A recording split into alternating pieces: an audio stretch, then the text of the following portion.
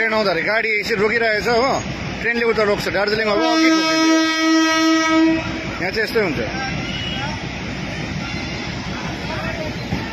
Police पनि आएछ।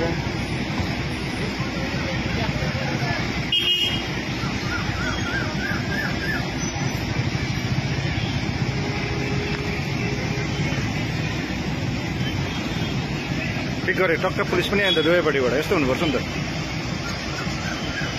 कहाँ राखेर गएको यस्तो?